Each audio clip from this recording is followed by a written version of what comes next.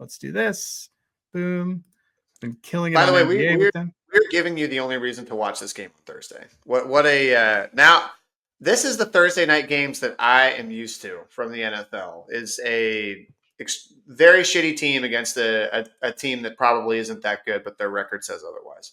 Well, Dan and I, Newbie and I had we had Raiders to go. We had Raiders plus 2.5 in Circa, and we were going against. We had 2 head-to-heads against Kramer and Sean, and we're ahead of them. But whatever. And we just like I said, we're petty.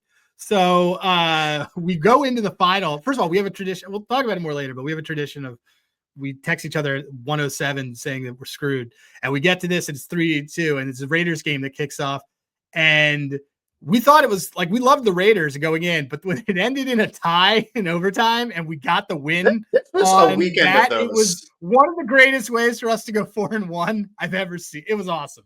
It was electric. That along with the Bears Bengals game were both just like absolute gnarly covers. That were at the very end of those games. And you and I were both on the Bears too. I'm pretty sure. Yeah. We had a couple things that went our way. Yeah. All right. So here's what you do. If you go to HOF Bets, I hang out in trends all the time. I go to the game. I go to matchup grades. I usually do B+ because frankly, I'm a pussy. So, and then I mess around with my odds here. And matchup grade is a bunch of different things. It's called a HOF data, and it effectively is. It's very. If you ever used handigraphs, think of it as handigraphs on a back end. It's their version of it. It's just these are the matchups within the position, so you don't have to do it. I am pretty juice averse, so I go to 120, and then I like to make things on a positive because then I can find alts. HOF Bets is awesome for finding alts, and let's see what we can find here that I'm really gonna like. So far, well, right now, so I want to find a ladder, right? Let's find a ladder. I cashed a Michael Wilson ladder the other night, which paid for my Chargers Eagles tickets that I'm going to. So look at this. All right, Sutton could be good. You're going back to LA for that one? Yeah. Nice. I'm gonna go. Well, yeah. So like you'll be in Vegas that week for my birthday on the Friday because you'll be there if you want to come. And then I'm going to fly to LA on Sunday, and then Newbie and I are going to go to the game on Monday night. All right. So here's the thing. I try to look around. They have first. Did you have preconceived guys that you were looking at on this? Because I may not have a ladder since you were talking about how gross this game is, but I can show people a bet that I like that's on here. Man, I mean, not particularly. I like. I don't hate this Sutton longest reception. I don't like Sutton. What's great is you can look at it. Everybody, he does it against everybody, and they give it up to everybody. Yeah, here I'm looking back at the. This is look for purposes of this. This is one of the. I'm gonna bet this. I can already tell you. So it pops up. Obviously, Sutton longest reception. He's done it. You get to see how he's done it in every game. One of the things that I always do is I go to filters and I like to see how a guy's doing against their own division. He has been pretty solid against his own division. I like to see how he is against opponent with a defensive rank. He has absolutely killed it against bad teams, especially this year. Yeah, he's actually completely killed it. This is a great one to do. We go down to how Vegas's defense has been against wide receiver ones. Everybody literally goes over this number. And wide receiver one is not defined as whatever you fantasy nerds call wide receiver one. It's whoever's getting the most usage in the game, which is the accurate depiction of wide receiver one. I like this. I'm going to go with it. That's what I'm going to do. There's nobody I would want a ladder in this game, you know?